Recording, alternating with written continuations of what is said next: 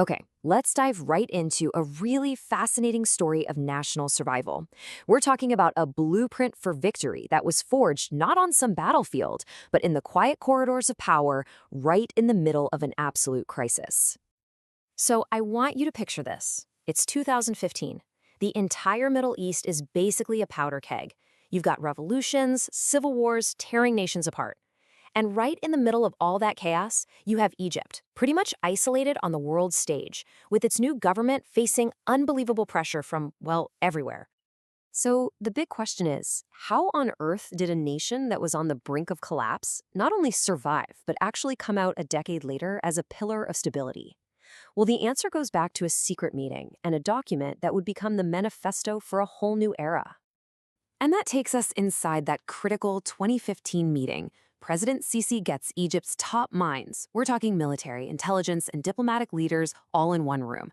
The mission was crystal clear: figure out a new path forward, a way out of the crisis. What came out of that meeting was this strategic balance document. It was a total rethink of their foreign policy. You could call it a master plan for navigating a chaotic world, and it was guided by one thing and one thing only: Egypt's national interest. All right, so this whole blueprint, it really boils down to three core ideas.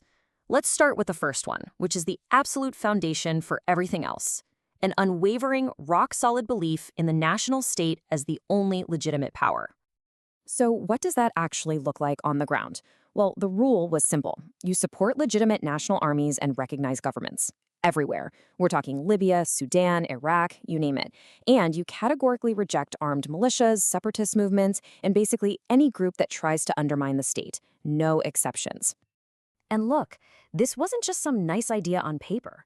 They really stuck to their guns on this, even when they were in disputes with a rival, like Turkey. Egypt flat out refused to support the PKK. When tensions were sky high with Ethiopia, they never backed separatist groups there either. The integrity of the state was always paramount no matter what.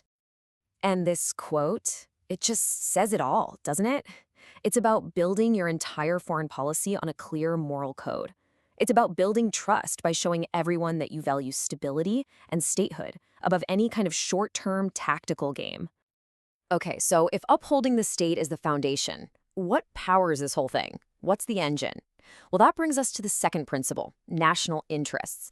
And the idea here is that politics must always be in service of economics, because that's how you create alliances that actually last. The strategy here is actually simple, but it's brilliant. Think about it. Political deals, they can fall apart overnight. The winds change and the agreement is gone. But when you reinforce those political relationships with deep, mutual economic interests, we're talking business, trade, investment, they become solid as a rock. The goal is to weave your interests so tightly with everyone else's that they literally can't afford to see you fail.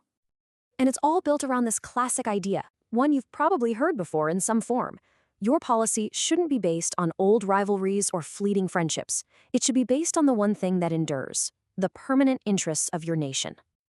All right, this is where it all comes together. The third principle, and this really is the masterstroke that makes the whole machine work: strategic balance. What does that mean exactly? Well, in a world that's splitting more and more into competing camps, East versus West, strategic balance means you choose not to choose. It meant Egypt wasn't going to join the Western camp or the Eastern camp. Instead, it was going to build itself into its own independent pole of influence. And just think about that for a second. At a time when America, Europe, Russia, and China are in this deep, intense competition, Egypt is right there, maintaining strong military, economic, and political ties with all of them, all at the same time. It is a masterful and incredibly delicate balancing act. Now here's the crucial point. This is not passive neutrality. This is not about just sitting on the sidelines and watching the world go by. No way. This is an active, positive policy. By being a friend to all, Egypt can be a mediator. It can be a peacemaker, an indispensable partner who can talk to everybody. It's like having a passport to every capital in the world. So, did it work? After a whole decade of playing this patient, disciplined, long game, what was the payoff? Well, it was a victory, but a very different kind of victory. One that was won not with bullets and bombs, but with diplomacy. You just have to look around the region. Over the last decade, we saw all these ambitious projects built on ideology or expansionism just completely stall out or collapse. But in sharp contrast, the Egyptian project, the one built on stability and mutual interest, it didn't just survive, it succeeded. And the victories are pretty clear when you look at them. First, you've got this zero crises policy, which meant actively going out and mending fences with former rivals. It also meant refusing to get dragged into these devastating proxy wars in places like Yemen or Syria. And crucially, it meant helping neighbors without trying to become some new regional empire. And that right there, that's the heart of it all. The greatest victory wasn't about winning a single battle. It was about avoiding the conflicts that consumed everyone else. It was about emerging from a decade of pure chaos, not just in one piece, but actually stronger and more influential than ever before. So what can we take away from all this? It leaves us with a really powerful question.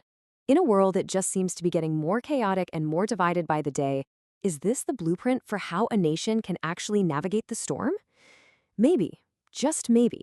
True strength doesn't come from picking a side, but from building a foundation so stable that everyone wants to stand on it right there with you.